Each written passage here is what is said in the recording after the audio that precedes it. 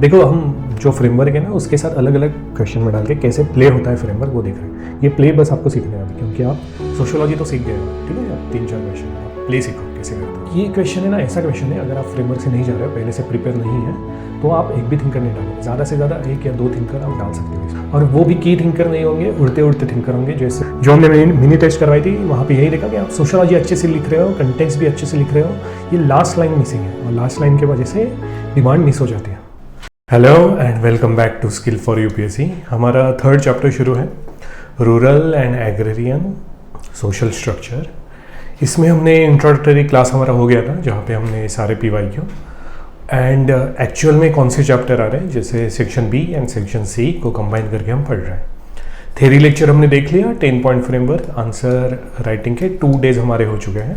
Okay, total शायद 6 question कर लिया हमने। एक क्वेश्चन आपको होमवर्क को भी दिया था हमने, ठीक है, टेलीग्राम पे, जिसे हम चेक करके देने वाले हैं। आज डे 3 आंसर राइटिंग शुरू करते हैं। ये बेसिकली हमारा जो फ्रेमवर्क था, ठीक है, जैसे सोशल स्ट्रक्चर एंड हायरार्की, ये था MNS के लिए, या role of state and development ऐसे रूप है। ओके, 11 पॉइंट्स है टोटल, और आई होप आपने एक्रोनिम अभी तक बना लिया होगा, ठीक है। यहाँ पे सीक्वेंस का ज़्यादा इशू नहीं है, जैसे हमने कुछ हाई पेप ऐसा कुछ बनाया था एक्रोनिम। एक्रोनिम का फ़ायदा क्या होता है कि जब इनिशियल आप यूज़ कर रहे हो आंसर में, तब कौन से पॉइंट्स हैं तो भूलने को नहीं होता। और इवन जब आपका क्वेश्चंस आता है, मतलब क्वेश्चंस पेपर होते हैं, तो क्वेश्चन के ऊपर ही हमने एक्रोनिम लिख लिया ना, तो थोड़ा सा आसानी होता है। नहीं तो आप 3 आवर में कम से कम 15-16 फ्रेमवर्क्स यूज़ करने वाले हो एग्ज़ाम में। ओके, तो वो कन्फ्यूजन ना रहे, तो ये आसान रहता है, ठीक। सो शुरू करते हैं हमारा। आज हम ये क्वेश्चंस देखेंगे। स्वामीनाथन कमीशन का क्वेश्चन हम लैंड में देखते हैं, ठीक। लैंड का फ्रेमवर्क ज़्यादा अच्छे से है वो। आज होगा 1st, 2nd, 3rd and 4th। Okay, 4 question आज देख लेंगे। फर्स्ट क्वेश्चन है हमारा, point out the benefits of green chemistry for agrarian transformation in India. So start करने से पहले थोड़ा सा ब्रेनस्टॉर्मिंग कर लेते हैं। हमें पूछा गया है ग्रीन केमिस्ट्री में। ओके, क्वेश्चन देखो, एकदम हमें GS जैसा लगेगा ये क्वेश्चन, क्योंकि अगर कोई सोशोलॉजिकल टर्म ही नहीं है, अगर हमने यही क्वेश्चन को GS में रख दिया, GS 3 में एग्रीकल्चर में, तो भी मतलब चलेगा, कोई चेंजेस नहीं करने पड़ेंगे, क्योंकि पूरा GS जैसा ही है। बट इसमें हमें सोशोलॉजी डालनी पड़ेगी, क्योंकि पेपर है सोशोलॉजी का। So point out the benefits of green chemistry for agrarian transformation in India, ठीक है। तो सोशोलॉजी डालने के लिए हमारा फ्रेमवर्क तो पहले से ही, तो उसके रिस्पेक्ट में हमें ज़्यादा सोचना नहीं पड़ेगा, ठीक। हमें सोचना पड़ेगा ग्रीन केमिस्ट्री। ग्रीन केमिस्ट्री मतलब क्या आएगा कि बायोवेस्ट आ सकता है, एनर्जी इफिशिएंट होगा, राइट, या सर्कुलर होगा। ओके, कि वेस्ट को फिर से मैन्योर के लिए हमने यूज़ कर लिया, ठीक। तो हमें बस ग्रीन केमिस्ट्री में क्या क्या आता है वो कीवर्ड्स याद रखने पड़ेंगे और वो क्वेश्चन में डालने पड़ेंगे, ठीक। डालने पड़ेंगे मतलब हमारे जो सोशियोलॉजी का 11 पॉइंट फ्रेमवर्क है, वहाँ ये पॉइंट्स पुट करते रहेंगे, तो हमारा डिमांड मैच हो जाएगा। ओके, तो कैसे करेंगे, हमें पूछा है कि ग्रीन केमिस्ट्री एग्रेरियन ट्रांसफॉर्मेशन पे कैसे इफेक्ट करता है। अब एग्री पे के स्टेक होल्डर्स कौन कौन होते हैं? एग्री के स्टेक होल्डर्स होंगे फार्मर। ओके, हम सोशियोलॉजिकली देख रहे हैं इसलिए किनशिप या फैमिली, राइट, क्योंकि हमने MSP पे देखा था ना, MSP में भी स्वामीनाथन कम्युनिटी रिपोर्ट में कि जो फैमिली लेबर होता है उनका कॉस्ट भी MSP में ऐड किया जाता है। तो फैमिली एक इम्पॉर्टेंट स्टेक होल्डर है एग्री का। वैसे ही कास्ट भी एक स्टेक होल्डर है एग्री का, इकोलॉजी भी एक स्टेक होल्डर है एग्री का। तो समझ रहे हो आप, हमारा जो 11 पॉइंट फ्रेमवर्क है वही स्टेक होल्डर है एग्री का। ओके, तो हमें वो यही बताना है कि ग्रीन केमिस्ट्री की वजह से ये 11 पॉइंट है, जो 11 इंस्टीट्यूट्स है या एट्रीब्यूट्स है हमारे, उस पर कैसे डिफरेंस आ रहा है और आपका आंसर बन जाएगा, ठीक है। एक थोड़ा सा विजुअलाइज कर लेते हैं ब्रेनस्टॉर्मिंग में। अभी जो मैं बता रहा हूँ ब्रेनस्टॉर्मिंग, वो एक बार हो जाए, उसके बाद आप पॉज करके आंसर खुद से लिख लो। ओके, उसके बाद जब मैं आंसर बता दूंगा तब मैच कर लेना कि सही से हो रहा है क्या। सपोज़ ये हमारा फार्म है, कोई क्रॉप लगाया हुआ है यहाँ पे, और ये हमारा है फार्मर। ओके, तो इनिशियल अगर क्रॉप लगाना है तो कुछ तो इन्वेस्टमेंट करनी पड़ेगी, बट फार्मर पैसा कहाँ से लाएगा कुछ इन्वेस्टमेंट के लिए? वो जाएगा मनी लेंडर के पास। और मनी लेंडर के पास क्यों जाएगा? उसे सीड्स लेनी पड़ेंगे, सीड्स के साथ फर्टिलाइज़र, पेस्टिसाइड, ये सब लेना पड़ेगा। और मनी लेंडर हमारा होगा डोमिनेंट कास्ट, राइट। विलेजेस में ज़्यादा करके मनी लेंडर होते हैं डोमिनेंट कास्ट के, ना लोअर कास्ट होता है ना ब्राह्मण। जनरली जो उस एरिया की डोमिनेंट कास्ट है, मतलब भाई हमने जो पढ़ा कि न्यूमेरिकल स्ट्रेंथ हो गया या फिर लैंड ओनरशिप बहुत ज़्यादा हो गई, ओके, वो सब डोमिनेंट कास्ट हो गए, उनके पास हमारा फार्मर जाएगा पैसा लेने, ठीक। बट अगर ग्रीन केमिस्ट्री यूज़ हो गई तो क्या होगा? जो पुराने साइकिल के सीड्स थे वही यूज़ करेगा, जो मैन्योर होगा वो इस पुराने क्रॉप के बेस से जो बना हुआ वही होगा। तो मनी लेंडर पे डिपेंडेंसी हमारे फार्मर की कम हो जाएगी, फार्मर हो जाएगा खुश, ठीक। तो एमएनएस का पॉइंट हम समझ गए, यही तो पॉइंट है एमएनएस का, राइट। एमएनएस ने क्या कहा था? डोमिनेंट कास्ट के बारे में कहा था ना कि विलेज उसके अराउंड रहता है, बट ग्रीन केमिस्ट्री आ गई तो डिपेंडेंसी कम हो जाएगी। हमें यही तो पूछा था कि एग्री का ट्रांसफॉर्मेशन कैसे होगा? डोमिनेंट कास्ट पे डिपेंडेंसी कम हो जाएगी और जो हमारा फार्मर है वो इकोनॉमिकली इंडिपेंडेंट हो जाएगा, ठीक। अब सेकंड पॉइंट था हमारा इरावती कार्य। अब हम ग्रीन केमिस्ट्री यूज़ कर रहे हैं, मतलब यूरिया या फिर और पेस्टिसाइड्स या हर्बिसाइड्स यूज़ नहीं करें जो होते हैं फैमिली को हानिकारक। और फैमिली में क्या कहा था इरावती कार्य ने? Gendered care, right. तो समझ गए हम पॉइंट कहाँ से लाए? जेंडर्ड केयर होता है मतलब जो वुमन होती है उसे केयर करनी पड़ती है पूरी फैमिली की, ये हमें कहा था इरावती कार्य ने। बट अगर ग्रीन केमिस्ट्री है, यूरिया ये वो यूज़ नहीं हुई, तो इन्हें एक सेफ एनवायरनमेंट मिलेगा ना। सेफ एनवायरनमेंट मिलेगा तो जेंडर्ड केयर कम करनी पड़ेगी, जो फैमिली पे स्ट्रेस होगी वो कम हो जाएगी। सिंपल इनफ पॉइंट, समझ रहे हो? अब नेक्स्ट पॉइंट है हमारा ए आर देसाई का। ए आर देसाई ने क्या कहा था? फ्यूडल कैपिटलिज्म का इन्फ्यूजन हो रहा है एग्रीकल्चर में। बट अगर ग्रीन मैन्योर आ गया तो ग्रीन मैन्योर की वजह से ओवरऑल इनपुट कॉस्ट कम हो जाएगी। कैसे कम हो जाएगी? अगर हम देखो ये यूरिया का ये वो पॉइंट हम ऊपर यूज़ कर ले, तो यहाँ पे कुछ और यूज़ कर लो ग्रीन केमिस्ट्री का, कि ग्रीन केमिस्ट्री में जो सीड्स या जो बायो फर्टिलाइजर्स यूज़ होते हैं वो वाटर इफिशिएंट होते हैं, क्योंकि यूरिया के लिए वाटर बहुत ज़्यादा लगता है। अगर वाटर इफिशिएंट है तो क्या हो गया? एनर्जी इफिशिएंट हो गया, राइट। एनर्जी इफिशिएंट मतलब वही ना, टोटल ओवरऑल जो उसकी इनपुट कॉस्ट होगी वो कम हो जाएगी। इसके वजह से जो एग्रीकल्चर पे कैपिटलिस्ट कंट्रोल होता है वो कम हो जाएगा फार्मर का, और फार्मर इकोनॉमिकली स्ट्रांग हो जाएगा, इकोनॉमिकली स्ट्रांग हो जाएगा। जो हमें मतलब वही ए आर देसाई को हम ये कर दिए कि कैपिटलिज्म का जो इन्फ्यूजन होता है एग्रीकल्चर में वो ओवरऑल कम हो जाएगा। क्यों? ग्रीन केमिस्ट्री की वजह से, ठीक। तो ए आर देसाई के बाद हमारे आते हैं आंध्र बेते।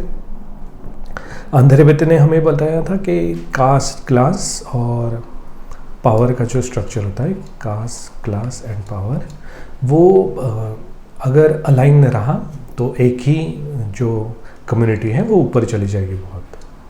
और ये अगर अलाइन नहीं रहा, डिस्पर्स रहा कि किसी की कास्ट ज़्यादा है बट वो इकोनॉमिकली इतना वायबल नहीं है, या कोई इकोनॉमिकली बहुत स्ट्रांग है, मसल पावर है उसके पास बट वो पॉलिटिकली स्ट्रांग नहीं है, ये होगा तो पावर कैसे डिस्ट्रीब्यूट होगी पूरे विलेजेस में, ठीक। और ग्रीन केमिस्ट्री मतलब बस इनपुट ग्रीन होना नहीं, ग्रीन केमिस्ट्री में हम ये भी एंगल डाल सकते हैं कि नॉलेज बेस्ड फार्मिंग, ओके। अगर फार्मर नॉलेज बेस से अगर मार्केट को जानेगा या क्रॉप की यील्ड कैसे बढ़ानी है ये वो, तो क्या होगा? ये जो मॉडल है जो एक ही कम्युनिटी ऊपर जा रही है वो डिस्पर्स हो जाएगा, और डिस्पर्स की वजह से एक सोशल जस्टिस फॉर्म हो जाएगा या सोशल इक्वालिटी आ जाएगी, ठीक है। सो आंध्र बेते का पॉइंट हमने यूज़ कर लिया। उसके बाद आएगा लुइडेमो। लुइडेमो का क्या था? Pollution and purity, okay. Pollution purity अभी तक हम कहाँ पे देखे थे? कास्ट में देखे कि कास्ट में ये होता है या इवन वुमेन में होता है, ओके। जो मतलब कास्ट और वुमन, मतलब कहीं पे भी हम यूज़ कर सकते हैं जहाँ पे पोल्यूशन एंड प्योरिटी का कंसेप्ट आएगा। ओके, वैसे ही हम अगर थोड़ा सा दिमाग लगाएं तो हम यहाँ पे भी यूज़ कर सकते हैं। कैसे कर सकते हैं कि जो यूरिया या फिर फर्टिलाइजर्स हो गए, जो केमिकल्स हो गए, उसकी वजह से जो लैंड होता है वो पोल्यूट हो जाता है। ओके, और लैंड पोल्यूशन की वजह से विलेज में स्ट्रेस आ जाती है। ये कैसे? क्योंकि यहाँ पे हम ट्राइबल का एग्जांपल यूज़ करेंगे। ठीक, हमारा एक डाइवर्स पॉइंट भी बन जाएगा, ल्यूडियोमो भी अच्छे से यूज़ हो जाएंगे, क्योंकि जो ट्राइबल लोग हैं उनके प्रायोरिटी में लैंड होता है, और लैंड अगर केमिकल की वजह से पोल्यूट हो गया तो ऑब्वियसली स्ट्रेस आ जाएगी, क्योंकि वो लैंड को एज ए डेमीगॉड मानते हैं या नेचर वर्शिप करते हैं ट्राइबल। ठीक है, तो अगर हमने ये सब हटा दिया और ग्रीन केमिस्ट्री लाई ट्राइबल एरिया में, तो पोल्यूशन का, लैंड पोल्यूशन का दिक्कत नहीं होगा, और लैंड पोल्यूशन का दिक्कत नहीं होगा, इसलिए जो विलेज में स्ट्रेस होगा कि नहीं करेंगे ऐसी जो स्ट्रेस होगी वो कम हो जाएगी। ठीक है, तो ल्यूडियोमो का भी पॉइंट अच्छे से यूज़ हो गया हमारा। ओके, ठीक है, अब थोड़ा नेक्स्ट पेज पे देखते हैं, वो भर गया था ना, यही हमारा सेम क्रॉप फील्ड है। ओके, समझ रहे हो ना कैसे एक एक इंस्टीट्यूट का हम यूज़ करके जा रहे हैं। मैं बस अभी इमेजिन कर दे रहा हूँ। ठीक है, ये लिखना है आपको फिर, क्योंकि लिखने को और कोई ऑप्शन नहीं है, सब्स्टिट्यूट नहीं है आंसर राइटिंग का। सो यही हमारा फार्मर। आगे का पॉइंट ल्यूडियोमो का देख लिए, उसके बाद एफजीपी लिखा देखते हैं। एफजीपी लेने का क्या कहा था हमें कि कुछ भी एक्सटर्नल चेंजेस की वजह से इकोनॉमी चेंज होती है, सोशल मोबिलिटी भी होती है, बट ये अनइवन होता है या अनइक्वल होता है, और इसके वजह से रिसोर्स के लिए कंपटीशन शुरू हो जाता है। ठीक है, जैसे आप यही ले लो, जो हमारा यूरिया बेस्ड फार्मिंग है, वाटर इंटेंसिव है, उसके वजह से वाटर टेबल घटते जा रहे हैं पंजाब में। ओके, पंजाब में या फिर वेस्टर्न यूपी में, इसलिए जो रिसोर्सेस होते हैं, जैसे नेचुरल रिसोर्सेस में हो गया वाटर, उसके लिए कंपटीशन शुरू हो जाता है, और इसी कंपटीशन में विलेज में स्ट्रेस आ जाते हैं। बट अगर हम ग्रीन केमिस्ट्री यूज़ किए तो अगर इनपुट जो अगले क्रॉप साइकिल के लिए इनपुट है वो भी हमें फार्म से ही मिलेगा, और इवन जो वाटर स्ट्रेस है वो भी कम होने को सहायता मिलेगी, तो हमारी जो रिसोर्स कंपटीशन है वो कम हो जाएगी, और रिसोर्स कंपटीशन कम हो गई तो एफजीपीएल ने जो कहा था कि इक्वली डिस्ट्रीब्यूट सब होता है। ठीक है, मोबिलिटी है, सोशल मोबिलिटी, वो अनइक्वल या अनइवन नहीं रहती है। ओके, सो एफजीपीएल के बाद आते हैं हमारे बी आर अम्बेडकर ने क्या कहा था? Inclusion and exclusion. अब ये पॉइंट हम यहाँ पे कैसे यूज़ कर सकते हैं? तो आसान है ये पॉइंट भी यूज़ करना। मतलब देखो, हम जो फ्रेमवर्क है ना उसके साथ अलग अलग क्वेश्चन में डाल के कैसे प्ले होता है फ्रेमवर्क वो देख रहे हैं। ये प्ले बस आपको सीखना है अभी, क्योंकि आप सोशियोलॉजी तो सीख गए हो। ठीक है, अब 3-4 क्वेश्चन में आप प्ले सीखो कैसे करते हैं। तो बी आर अम्बेडकर जी ने क्या कहा था कि विलेज लोकलाइज सिंक है, सिंक ऑफ लोकलिज्म है, उसके वजह से कुछ लोगों को एक्सक्लूड करता है, कुछ लोगों को इंक्लूड करता है। तो यहाँ पे अगर हम ग्रीन केमिस्ट्री यूज़ किए तो क्या हो जाएगा कि जो एग्रीकल्चर का एनवायरनमेंट है वो सेफ़ हो जाएगा। एग्रीकल्चर एनवायरनमेंट क्यों? क्योंकि जो एग्रीकल्चर में लेबर होते हैं या स्मॉल पीजेंट्स होते हैं वो कौन होते हैं? लोअर कास्ट होते हैं, राइट। हायर कास्ट तो होते नहीं। ऐसा तो होता नहीं कि ब्राह्मण आके खुद खेत में काम कर रहा है, नहीं, ये तो जनरली लोअर कास्ट ही होते हैं। तो अगर हमने ग्रीन केमिस्ट्री लाई तो इन्हें सेफ़ एनवायरनमेंट मिलेगा, और सेफ़ एनवायरनमेंट मतलब क्या? उनका इंक्लूजन हो जाएगा। इंक्लूजन किस में? सेफ एग्रीकल्चर एनवायरनमेंट में। ओके, क्योंकि अभी तो जो लेबर है वो तो एक्सक्लूड हो रहा है ना सेफ एनवायरनमेंट से, जो हायर कास्ट है वो तो इंक्लूड है सेफ एनवायरनमेंट में। क्यों? क्योंकि वो तो अपने घर में बैठे हुए हैं। ओके, बट फार्म में जो भी होता है, जो केमिकल से वो यूज़ करता है, उनकी वजह से जो लोअर कास्ट है उनकी हेल्थ डिटेरियोरेट हो रही है। तो वैसा नहीं होगा अगर ग्रीन मैन्योर हम यूज़ किए, तो उनका भी इंक्लूजन होगा ग्रीन एनवायरनमेंट में। ठीक है, सिंपल इनफ। बस जो जैसे हमने ल्यूडियोमो में भी किया ना, पोल्यूशन एंड प्योरिटी, पोल्यूशन को हमने लैंड पोल्यूशन पे ले लिया, ट्राइबल से जोड़ दिया, वैसे ही बी आर अम्बेडकर को सेफ एग्रीकल्चर एनवायरनमेंट से हमने जोड़ दिया। ठीक है, सो बी आर अम्बेडकर के बाद नेक्स्ट पॉइंट हमारा इनके बाद था एस.सी. दुबे। एस.सी. दुबे क्या कहते हैं कि रोल, स्टेट ऑफ रोल में हमने एस.सी. दुबे का रखा था ना वो। तो रोल, स्टेट का रोल कैसे हो सकता है कि अगर स्टेट ने ग्रीन मैन्योर यूज करा है मतलब वो बस यील्ड का नहीं सोच रहे हैं, वो सस्टेनेबिलिटी का भी सोच रहे हैं। तो वो इससे क्या हो जाएगा, सस्टेनेबल एग्रीकल्चर प्रोड्यूस होगा या सस्टेनेबल एग्रीकल्चर की तरफ विलेज जाएगा। ओके, तो SCDB का हम स्टेट से मिला के ये कर सकते हैं। और ये करते हुए SCDB का पॉइंट में हम स्टेट का रोल बता रहे हैं ना, तो यहाँ पे एक स्कीम डालना थोड़ा अच्छा रहता है। कोई भी डाल दो, पर ड्रॉप मोर क्रॉप डाल दो, या फिर परंपरागत खेती था ना वो डाल दो, जो आपको मैन्योर में मतलब ग्रीन केमिस्ट्री में याद आ जाए स्कीम गवर्नमेंट की, वो डाल दो। या इवन सिक्किम का एग्जांपल डाल दो कि सिक्किम गवर्नमेंट ने सिक्किम डिक्लेयर हो गया ना कि ग्रीन केमिस्ट्री में इंडिया में सबसे आगे कौन सा स्टेट है, तो सिक्किम, तो वो एग्जांपल डाल दो। ओके, गवर्नमेंट से रिलेटेड हमें कुछ डालना है बस SCDB में, क्योंकि हम यहाँ पे स्टेट का रोल बताएंगे। अब हमारे नेक्स्ट है आशीष नंदी। आशीष नंदी क्या कहेंगे, जो विलेज को है हम इमेजिनेशन कर लेते हैं कुछ कुछ, बट वैसा नहीं होता, विलेज की रियलिटी कुछ और है। ओके, तो ये इमेजिनेशन और रियलिटी में ही खेलना है इस पॉइंट में भी हमें। तो अगर ग्रीन मैन्योर आ गया तो हम विलेज को री इमेजिन कर सकते हैं, राइट? क्योंकि देखो आशीष नंदी क्या कहते हैं कि सब कोई विलेज की इमेजिनेशन पे ही चलता है कि विलेज हरा भरा है, विलेज में सबकी हेल्थ बहुत अच्छी है, पानी अच्छा है, हवा अच्छा है।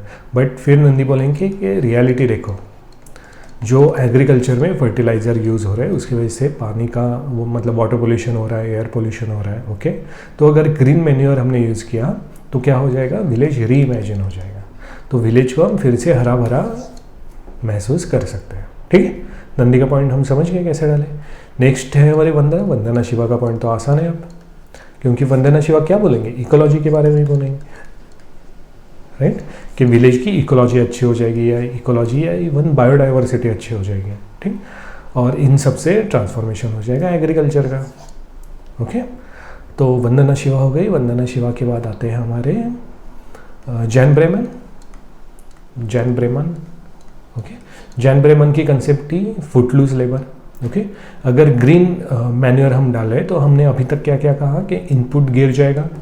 ओके, विलेज की स्ट्रेस गिर जाएगी, और अगर इनपुट गिर जाएगा, विलेज की स्ट्रेस गिर जाएगी, एयर देसाई में हमने कहा कि इकोनॉमिक वायबिलिटी बढ़ जाएगी, तो लोग गांव छोड़ के शहर जाएंगे क्यों? और अगर नहीं जाएंगे तो जो ये फुटलूज लेबर का रीजनरेशन हो रहा है वो कम हो जाएगा, राइट? ये ट्रांसफॉर्मेशन ही तो है।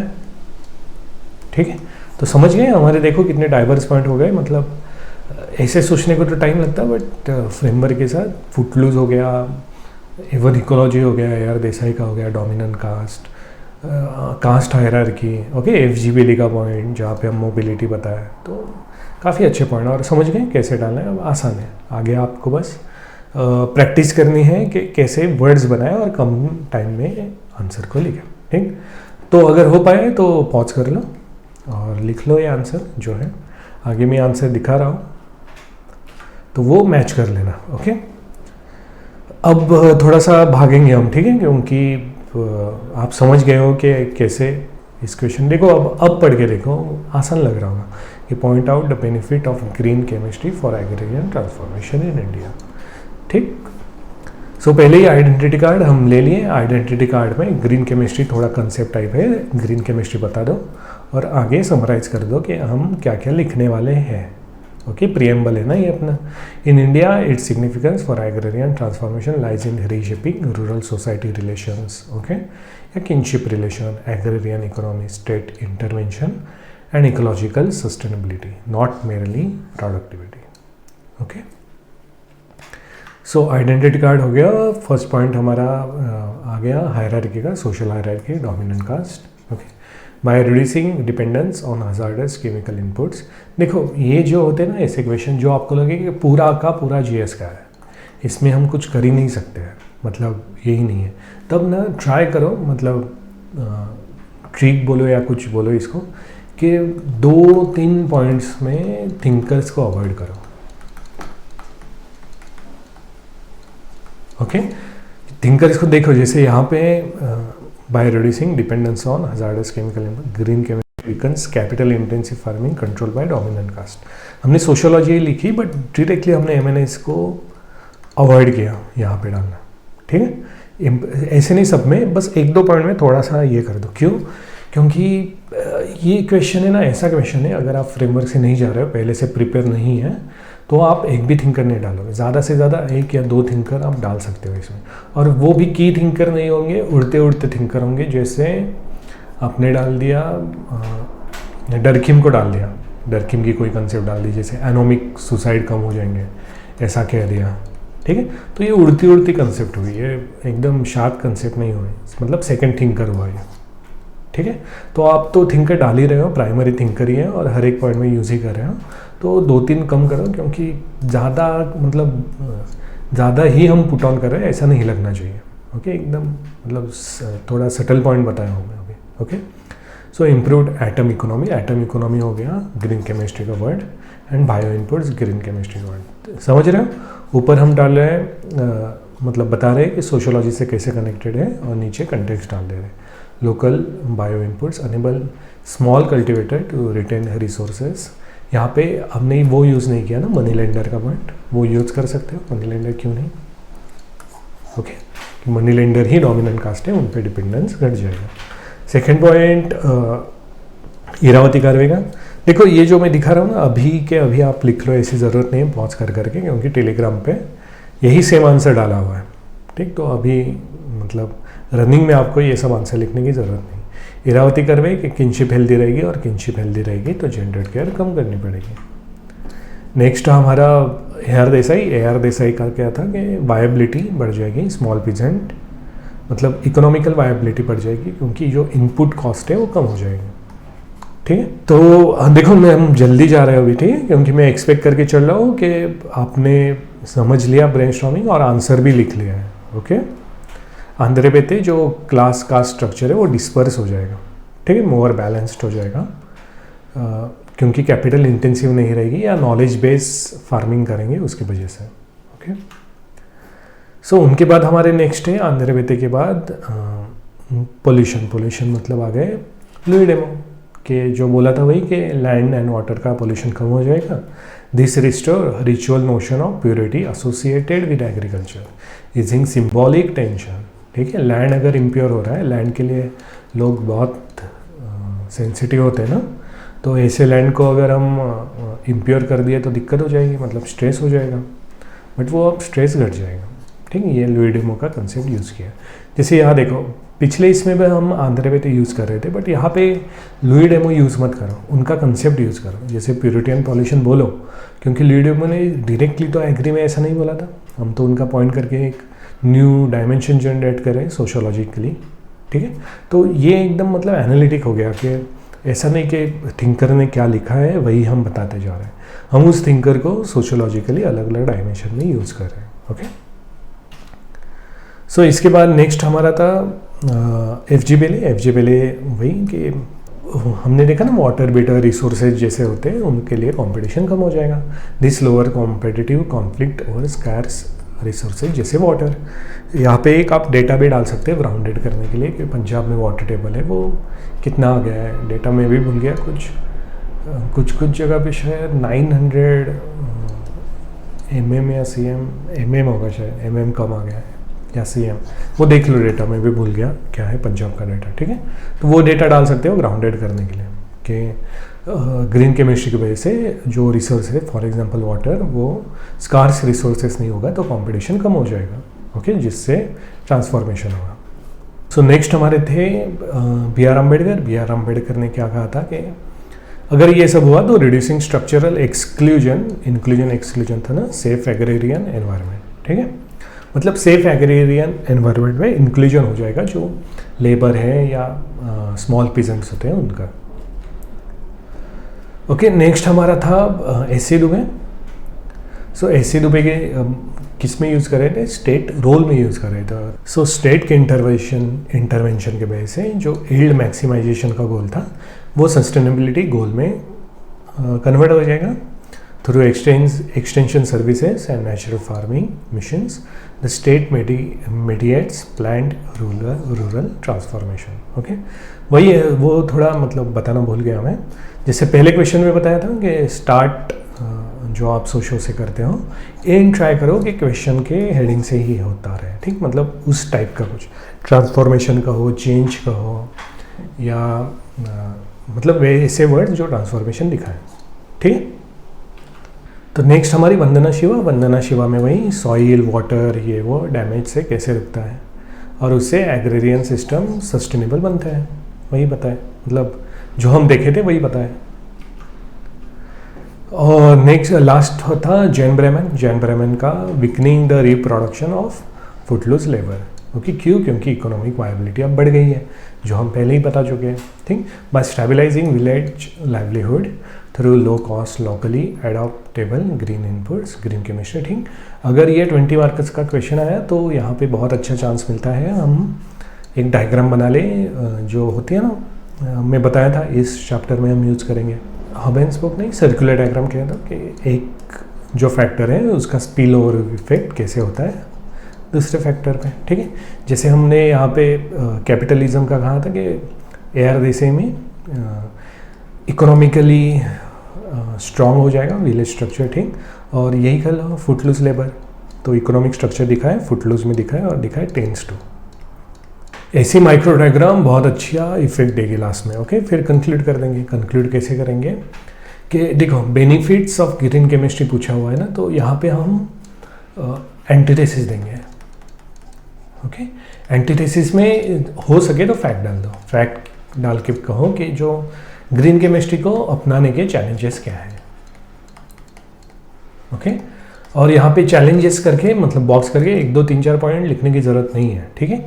अगर आपके ये पॉइंट्स ही बहुत है जो डायमेंशन दिखा रहे हैं हमारा, ये तो इम्प्लिसिट डिमांड हो गई ना, ये तो एक्सप्लिसिट है, मतलब ये बता ही गई है क्वेश्चन में कि ये आपको तो करना ही है।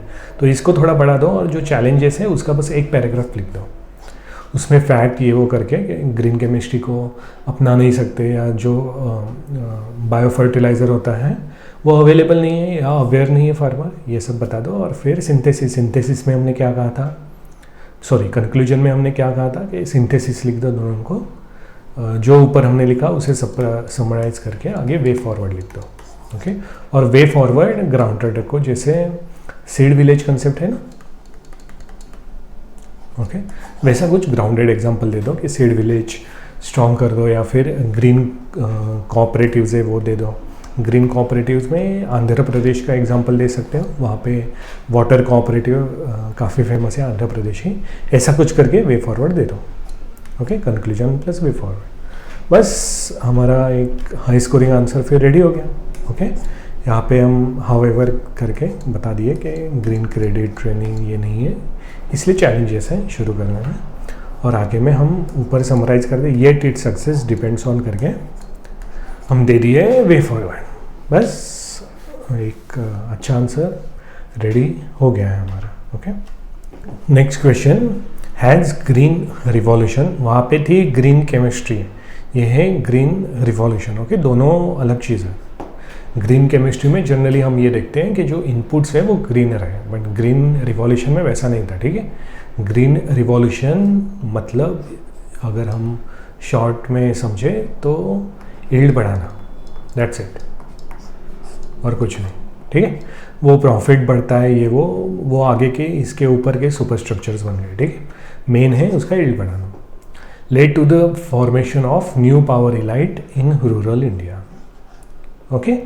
तो आसान है ये भी क्वेश्चन, मतलब न्यू पावर इलाइट पढ़ के ही आपको आ गया होगा, मतलब दिमाग में आ गया होगा, हाँ ठीक है, फर्स्ट तो डोमिनेंट कास्ट है, फिर डोमिनेंट कास्ट इंक्रीज हुई ग्रीन रिवॉल्यूशन से, वो हो जा रहा है, ओके।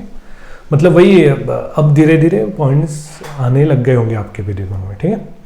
तो एक बार वही हम करते हैं, ब्रेनस्टॉर्मिंग करते हैं हम पहले, आप पॉज कर लो, उसके बाद ब्रेनस्टॉर्मिंग के बाद, या अभी भी कर सकते हो और खुद से कर लो ब्रेनस्टॉर्मिंग, फिर हमारी एक कलेक्टिव ब्रेनस्टॉर्मिंग देख लो, ठीक है। बट क्वेश्चन लिखो, ठीक, कोई ऑप्शन नहीं है और आंसर तो लिखना ही पड़ेगा।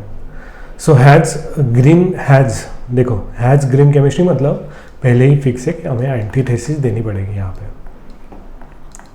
Okay. Has green chemistry led to the formation of new power elite in rural India, और उसके ऊपर भी इलेबोरेट योर आंसर कहा है, ओके।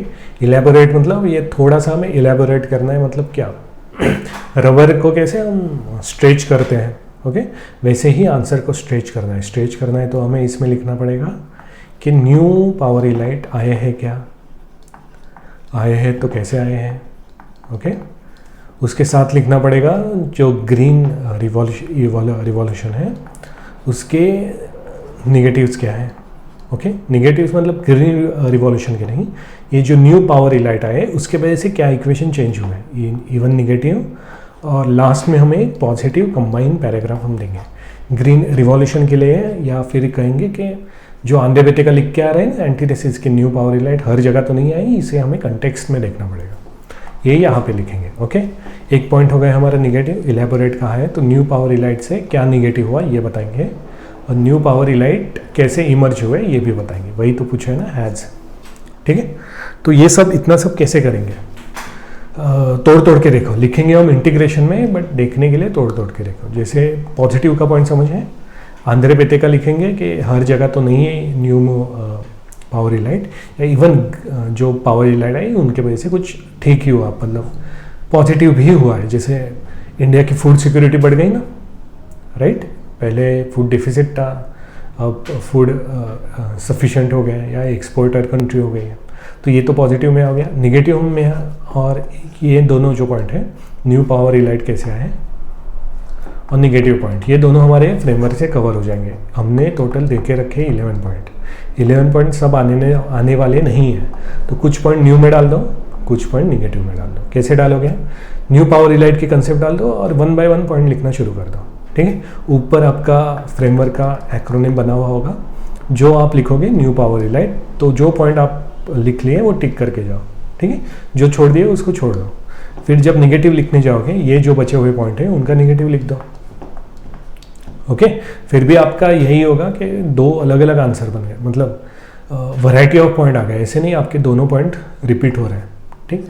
नहीं तो हम ऐसे ही न्यू लिख दिए फिर नीचे आए, इसमें क्या हो जाता है, आपने जस्ट ये पॉइंट लिखे हैं ना तो दिमाग में यही पॉइंट लगा रहता है, इसलिए वो रिपीटेशन के चांसेस बढ़ते हैं, रिपीटेशन होता ही है, ओके। अब वो नहीं होगा, क्लियर है, मतलब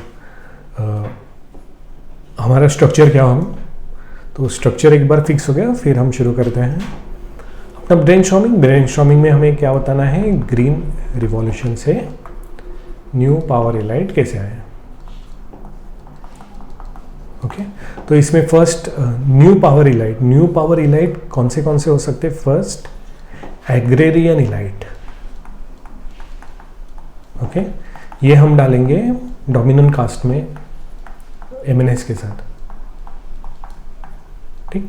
देखो पिछली बार हमने पिछले क्वेश्चन में ग्रीन केमिस्ट्री कैसा एकदम जीएच जैसा लग रहा था ना, बट ये जीएच जैसा नहीं है, तो यहाँ पे आप बिंदास हर एक पॉइंट में थिंकर्स के नाम डाल दो, क्योंकि ये कंसेप्ट सीधा कनेक्ट हो जाएगी। जैसे एमएनएस की डोमिनेंट कास्ट ही तो एग्रेरियन इलाइट है, राइट, क्योंकि डोमिनेंट कास्ट के पास रिसोर्सेस होते हैं, ये वो हमें किसने बताया, एमएनएस नहीं बताया ना, तो डाल दो उनका नाम, ओके। तो फर्स्ट पॉइंट समझ गए कि ग्रीन इवोल्यूशन मतलब क्या कि गवर्नमेंट ने कुछ सब्सिडीज दी, बोलो क्या, कोई सीड्स दिए जो हाई यील्ड के होंगे, ओके, या वाटर अवेलेबिलिटी कर दी, वाटर सब्सिडीज दे दी, बट ये सब फायदा किसी को होगा, उसी को होगा जिसके पास लैंड है ना। लैंड किसके पास है, डोमिनेंट कास्ट, तो डोमिनेंट कास्ट के पास लैंड पहले से है, और अगर आप इनपुट भी उनको चिप में दे रहे हो तो क्या होकर जाएगा, उनका तो प्रॉफिट सरप्लस हो जाएगा, और उसके वजह से एग्रेरियन इलाइट फॉर्म हो जाएंगे। फाइन, एमएनएस हो गया। सेकंड पॉइंट में हम क्या लिखेंगे, कार्वे का पॉइंट कैसे लिखेंगे कि जो एग्रीकल्चर इलाइट्स होंगे वो जो भी सरप्लस प्रोड्यूस किए हैं या जो भी वेल्थ प्रोड्यूस किए हैं वो अपने ही फैमिली में रहे, इसलिए ट्राई करेंगे, इसलिए रीजनरेशनल इलाइट्स फॉर्म हो जाएंगे, या इलाइट्स की पूरी जनरेशन फॉर्म हो जाएगी, ये हम यहाँ पे बताएंगे, ठीक। और ये कैसे होगा, करवे के एंडोगामी या strict family control over women sexuality, वो कह देंगे, ठीक है। तो इन सब से क्या होगा कि रीजनरेशन ऑफ इलाइट होगा, वही तो पूछा है ना, न्यू पावर इलाइट आए या नहीं। हम पहले बताए एग्रेरियन इलाइट आए, फिर बताए रीजनरेशन ऑफ इलाइट्स हुआ करवे के इससे, ओके। थर्ड हम क्या बताएंगे, देखो थर्ड आप खुद ही सोच लो, थर्ड पॉइंट कौन सा था, AR देसाई, तो क्या था कि कैपिटलिस्ट फॉर्म हो जाए। कैपिटलिस्ट मतलब क्या, क्लास इलाइट, राइट। तो न्यू पावर इलाइट कैसे आ गए? ग्रीन रिवॉल्यूशन से, कि ग्रीन रिवॉल्यूशन से मैकेनाइजेशन भी बढ़ गया। पंजाब का एग्जांपल दे दूँ या हरियाणा का या वेस्टर्न यूपी का, मैकेनाइजेशन बढ़ गया, उसके वजह से जो लेबर्स जॉबलेस हो गए या पीजेंट जॉबलेस हो गए, और जो सरप्लस था वो कैपिटलिस्ट ने ही अपने पास रख लिया।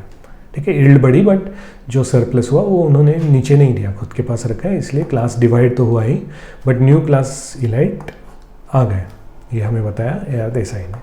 फोर्थ क्या था हमारा? आंध्रे बेटे का था class, caste and power. Okay, caste class power overlap हो जाएगा, और इसके ओवरलैप कैसे होगा कि जो ग्रीन रिवॉल्यूशन के टाइम या यील्ड बढ़ गई, इसलिए जो कोऑपरेटिव्स आई हैं या गवर्नमेंट ने जो सीड बैंक चलाई, ओके, या जो एग्री यूनिट्स होते हैं ना, जहाँ पे सब्सिडी में मिलता है कुछ भी, यूरिया हो गया, मैन्यूअर हो गया, जो रिटेल शॉप्स होते हैं, वहाँ पे भी जो पहले से डोमिनेंट है, जो डोमिनेंट कास्ट थी या पॉलिटिकली डोमिनेंट है या क्लास डोमिनेंट है, उन्होंने ही कैप्चर कर लिया ये सब इंस्टीट्यूट।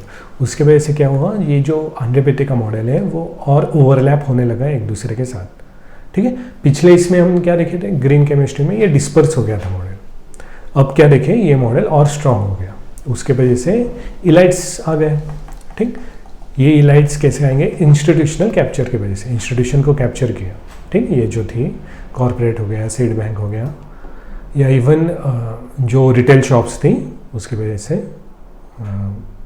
जो इलाइट्स आए वो हम बताएं आंध्रे बेटे से। ठीक है, देखो 4 हमने अलग अलग इलाइट्स अभी तक बता दिए हैं, 1 2 3 4। ठीक है, जो हमारा पॉइंट था वो, हमारे पास 11 पॉइंट है, हमें 2 हेडिंग में डिवाइड करना था।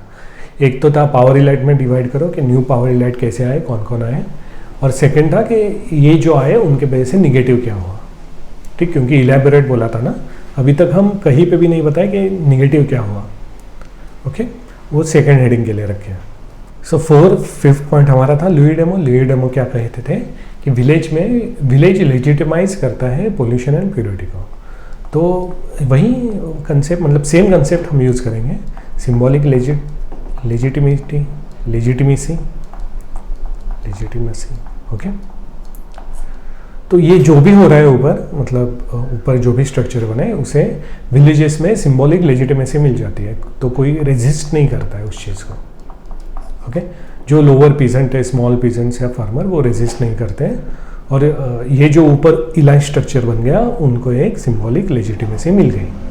ये सब हुआ ग्रीन रिवॉल्यूशन की वजह से। ओके, तो देखो अभी तक हमने कुछ चेंज नहीं किया, जो हमारे पॉइंट से उसी पे कर दिया। अगर आपने एक्रोनिम कुछ अलग बनाया है, ऐसा नहीं बनाया, तो बीच में कोई पॉइंट आ सकता है आपको जहाँ पे आपके लगे कि यहाँ से तो कॉन्फ्लिक्ट वाला पॉइंट आ रहा है। जैसे निगेटिव में हम लिखने वाले हैं कि ग्रीन रिवॉल्यूशन या न्यू पावर इलाइट का निगेटिव क्या है, वहाँ पे लिख सकते हैं, तो आप मिस कर दो। ठीक है, मेरे फ्रेमवर्क से, मतलब मैंने जो एक्रोनिम बनाया वहाँ से अभी तक निगेटिव पॉइंट नहीं आया। ओके, बट अब आएगा। तो अब सेकंड पेज पे लिखते हैं निगेटिव पॉइंट्स के, निगेटिव क्या क्या हुआ, ये पावर इलाइट्स आए उनकी वजह से। ओके, कैसे? तो हमारा 6 पॉइंट था हमारा एफजी वैली क्या कहेंगे कि कंपटीशन शुरू हो जाता है, राइट? क्योंकि पहले का स्ट्रक्चर तो हम जानते हैं कि कोई भी एक्सटर्नल चेंज हुआ, जैसे इकोनॉमिक चेंज, उसकी वजह से सोशल मोबिलिटी होती है, बट वो अनइवन एंड अनइक्वल होती है, जिसकी वजह से कंपटीशन शुरू हो जाता है। और जब ऐसा कंपटीशन शुरू हो जाता है वो होता है स्कार्स रिसोर्सेज के लिए। और ग्रीन रिवॉल्यूशन की वजह से जो वाटर की एफिशिएंसी घट गई या फर्टिलाइज़र का यूज़ बढ़ गया, उसकी वजह से जो रिसोर्सेज थे उसमें कंपटीशन बढ़ गया। और ये कंपटीशन बढ़ा क्यों? क्योंकि पावर इलाइट की वजह से जो इनको गेन मिला वो बन गए पावर इलाइट और दूसरे पीछे पड़ गए। तो ये conflict, faction ridden society ready हो गई। देखो, फैक्शन रिडन सोसाइटी मेरे ब्रेन में है क्या, या मेरे डेली यूज़ में ये वर्ड है? नहीं है, बट ये कहाँ से आया? हमने PYQ किया है ना। तो अभी तक हम जो भी PYQ कर रहे हैं ना, उनके ही वर्ड्स हमें 2026 के मेंस में यूज़ करना है, मतलब ज़्यादा से ज़्यादा यूज़ करने का ट्राई करेंगे। ठीक है, जैसे एफजी वेले में हम यूज़ किए फैक्शन रिडन सोसाइटी। वैसे ही अगर एक ट्रिक बताओ तो इथिक्स में 3 क्वेश्चन आते हैं कोर्ट्स पे। ओके, वो तीनों मतलब अगर आप 7-8 क्वेश्चन के 7-8 ईयर्स के इथिक्स के पेपर भी रख लिए, फिर भी आपके पास 20-25 कोर्ट्स ऐसे होंगे जो आपके इथिक्स के एग्ज़ाम के लिए एकदम परफेक्ट होंगे, क्योंकि वो पेपर में आए हुए हैं। ठीक है, तो इथिक्स में अगर आपको मतलब कोट ये वो रटते हो ना, या वैल्यू एडिशन में डालते हो जो कभी कंक्लूजन में यूज़ करना पड़े या फिर केस स्टडी में यूज़ करना पड़े, तो उसके लिए और कहीं नहीं देखना है। ये जो 2025 कोट्स हैं इथिक्स में, उसी से वही फीड बैठ जाता है, ठीक है, ट्राई करके देखना। तो ये 6th हो गया। 7th था हमारा बी आर अम्बेडकर जी का। बी आर अम्बेडकर जी क्या कहते थे, इंक्लूजन एंड एक्सक्लूजन, तो वही होगा। अगर जी आर आ गया, ग्रीन रिवॉल्यूशन आ गया, उसकी वजह से मेकेनाइजेशन बढ़ गया, अनएम्प्लॉयमेंट बढ़ गई, और जो लैंडलेस लेबर थे या स्मॉल पीजेंट थे, जो जनरली होता है लोअर कास्ट या दलित कास्ट, उनमें हो गया एक्सक्लूजन, उनका हो गया एक्सक्लूजन, ठीक है। तो देखो निगेटिव पॉइंट्स ही बन रहे हैं अभी हमारे। ओके, 8 पॉइंट हमारा था एससी दुबे का। एससी दुबे में क्या मतलब, एससी दुबे को हमने कहाँ यूज़ किया था, रोल ऑफ स्टेट। ओके, कि स्टेट का रोल भी है क्या कुछ के, मतलब स्टेट का कुछ रोल है, तो यहाँ पे हम निगेटिव लिख रहे हैं। तो स्टेट ने क्या किया, स्टेट ने एमएसपी दी, यूरिया पे सब्सिडी दी, ओके, और ये सब फ़ायदा किसको हो रहा है, ये सब फ़ायदा इलाइट को हो रहा है। तो स्टेट ने एक्चुअल में लेजिटिमाइज कर दिया जो इलाइट स्ट्रक्चर्स बने, जो क्लास स्ट्रक्चर, क्लास इलाइट बने, या इवन एग्रीकल्चर इलाइट बने, ठीक है, या जो इंस्टीट्यूट कैप्चर करके इलाइट बने, उनको सबको लेजिटिमाइज कर दिया स्टेट ने, ठीक है। तो एससी दुबे के पॉइंट में हम ये बता सकते हैं कि एससी दुबे ने डेवलपमेंट का जो इथनोग्राफिक स्टडी बताया, उसमें स्टेट फेल हो गया या पार्शियली फेल हो गया, क्योंकि स्टेट ने लेजिटिमाइज कर दिया इलाइट स्ट्रक्चर को, कैसे, एमएसपी से या सब्सिडी ये वो से, ठीक है। 9th हमारी वंदना शिवा। वंदना शिवा आनी ही चाहिए, क्योंकि ग्रीन इवोल्यूशन में इनको डाला ही इसलिए कि इकोलॉजिकली पॉइंट आ जाए, ठीक है। तो वही पोल्यूशन का बताएंगे, जैसे पंजाब में यूरेनियम पोल्यूशन बढ़ चुका है, वाटर पोल्यूशन का बताएंगे, ठीक। यहाँ स्टबल बर्निंग का भी हम यहाँ पे जोड़ सकते हैं कि मतलब ज़्यादा साइकिल्स लेने के लिए, क्योंकि यील्ड बहुत बढ़ गई है और ड्यूरेशन शॉर्ट हो गई है, तो ज़्यादा प्रॉफिट ओरिएंटेड हो गया है कैपिटलिज्म की वजह से ये वो, तो स्टबल बर्निंग की वजह से भी एयर पॉल्यूशन ये वो सब जोड़ सकते हैं यहाँ पे, ठीक है। और ये सब क्यों हो रहा है, पावर इलाइट की वजह से, ठीक है, क्योंकि ज़्यादा सरप्लस आ गया है लोगों के पास। 10th है हमारे जैन ब्रेमन। जैन ब्रेमन के कंसेप्ट जो पहले भी यूज़ किए वही यूज़ करें। अगर देखो पिछले वाला क्वेश्चन क्या था, पॉजिटिव टोन था, तो जैन ब्रेमन को हम पॉजिटिव लिखे कि जो फुट लूज लेबर है वो कम हो जाएंगे। अब क्या बोलेंगे हम, जो फुट लूज लेबर है वो बढ़ जाएंगे। ओके, क्वेश्चन देखते ही ना, मतलब वो कहीं पे भी हो, सबसे पहले यही सोचना होता है कि उस क्वेश्चन की टोन पॉजिटिव है या नेगेटिव है, ठीक है, वो समझना बहुत ज़रूरी है, और उसी डायरेक्शन में फिर आपका आंसर जाता है। जैसे यहाँ पे टोन थी नेगेटिव, ग्रीन इवोल्यूशन, तो हमने पॉजिटिव कर दिया ग्रीन इवोल्यूशन को, ठीक है, सॉरी फुटलूज लेबर को हमने नेगेटिव कर दिया कि फुटलूज लेबर बढ़ जाएंगे पावर इलाइट की वजह से। तो 2 हेडिंग हमारी अच्छे से हो गई। फर्स्ट हेडिंग में हमने देखा कि पावर इलाइट, यही पूछा था ना, has the power elite emerged due to green evolution, तो हमने कहा यस ऐसे ऐसे हुआ है, और इलेबोरेट कहा था, तो हमने इलेबोरेट किया कि उसकी वजह से क्या क्या दिक्कतें हुई हैं। जाते जाते हम पॉजिटिव लिख के जाएंगे कि फूड एफिशिएंट हो गया है इंडिया। पीडीएस का स्कीम हम मेंशन कर सकते हैं कि पीडीएस की वजह से कर पाए, क्योंकि वही ग्रीन इवोल्यूशन की वजह से, क्योंकि हम सरप्लस हो चुके हैं। फिर जाते जाते एक कंक्लूजन एंड वे फॉरवर्ड में वही बताएंगे कि ग्रीन केमिस्ट्री होनी चाहिए, या किसी ने और कुछ ग्रीन के बारे में, ग्रीन इवोल्यूशन 2.0 इंडिया में आना चाहिए, फिक्स।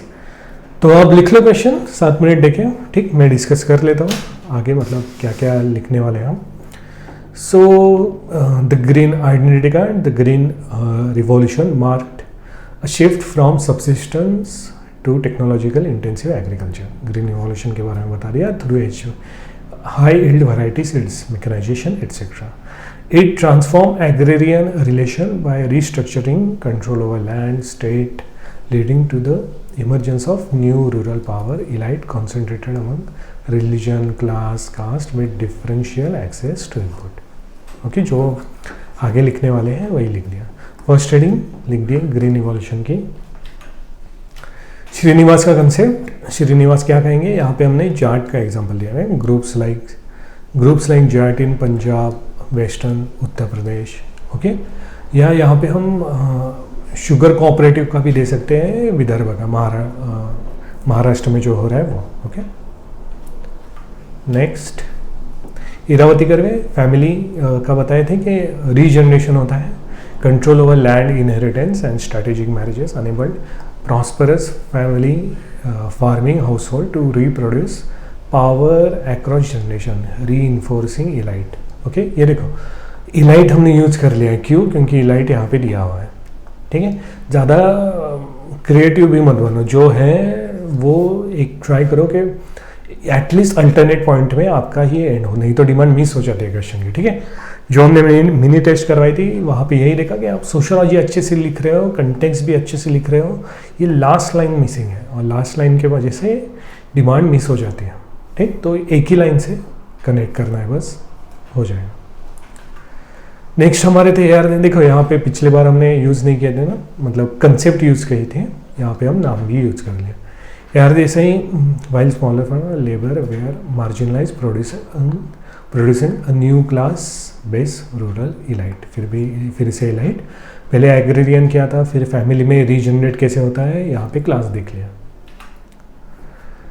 नेक्स्ट हमारे थे Andre Beteille caste class power model explains how economic gain translated into political dominance, green revolution beneficiaries captured panchayat, ये वो cooperative market communities aligning. Okay, strong हो गया class power and caste position and institutional authority, ठीक। इसके बाद हमारे Louis Dumont थे। Louis Dumont ने हम सीखे कि जो लेजिटिमाइज हो जाता है, ये जो सिंबॉलिक लेजिटिमेसी मिल जाती है जो ऊपर स्ट्रक्चर बना उसे, Louis Dumont notion of caste as a hierarchical ideology helps explain how new economic elites sought symbolic legitimacy. Wealth from green revolution, agriculture enabled upward ritual claims, reinforcing hierarchy rather than dismantling it. ठीक, तो अभी तक हो गया मतलब ये वाले point हो गए। अब नेक्स्ट हेडिंग हमारी थी निगेटिव। ओके, निगेटिव वाले पॉइंट हम शुरू करते हैं। नेगेटिव में था फर्स्ट एफजी पहले कि कंपटीशन बढ़ जाएगा और फैक्शनल कॉन्फ्लिक्ट या फैक्शन रिडन सोसाइटी फॉर्म हो जाएगी। ओके, नेक्स्ट हमारे थे बी आर अम्बेडकर के एक्सक्लूजन हो जाएगा। क्यों? क्योंकि मैकेनाइजेशन हो जाएगा और जो एम्प्लॉयमेंट है वो नहीं रहेगी।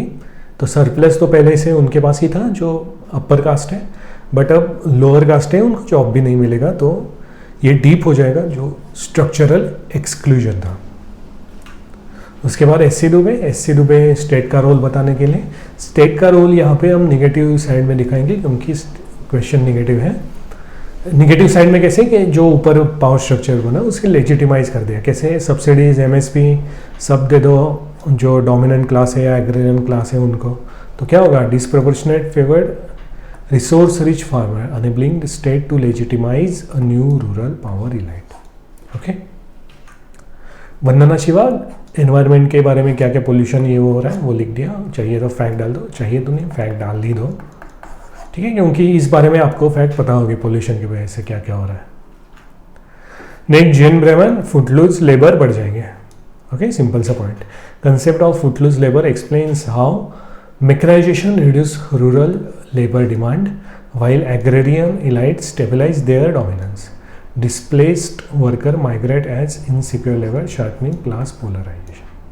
ठीक, सो निगेटिव भी पॉइंट हो गए, पॉजिटिव भी हो गए। अब आते हैं, हम बताएंगे कि कुछ अच्छा भी हुआ है, कैसे फूड सरप्लस हो गया ये वो। अगर फूड सरप्लस में आपको बताना है तो मतलब याद रहे तो मतलब मेंस आप जब दोगे 2026 तक, तब तक तो जीएस का डेटा सब याद ही हो जाएगा आपका, राइट। तो वहाँ पे डाल दो जीएस का डेटा कि राइस एक्सपोर्ट हम कितना करते हैं, वीट एक्सपोर्ट कितना करते हैं, फूड सरप्लस कैसा है, ठीक है। तो वही सब हमने बता दिया कैसे कैसे अच्छा भी हो रहा है, ऐसा नहीं बस बुरा हो रहा है। ओके, और उसके बाद हमारा कंक्लूजन में आ गया सिंथेसिस। और आगे हम क्या कर सकते हैं तो sustainable agrarian transformation requires inclusive technology diffusion, redistributive reforms and ecological correction to prevent growth and reproducing concentrated rural power. Okay, जैसे मैंने बताया था, ट्राई किया कोई कि एग्जाम्पल को ग्राउंडेड कैसे करना है।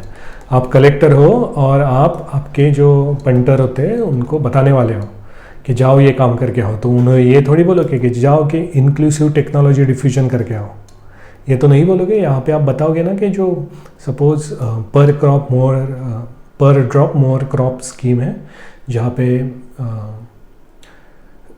जो इरिगेशन के लिए सब्सिडी मिलती है उसमें वो देखो अच्छे से हो रहे या नहीं, वो बताओगे। ऐसे नहीं बताओगे कि इंक्लूसिव टेक्नोलॉजी करके आओ या डिस्ट्रीब्यूटिव रिफॉर्म जाओ करके आओ, ये भी नहीं बताओगे।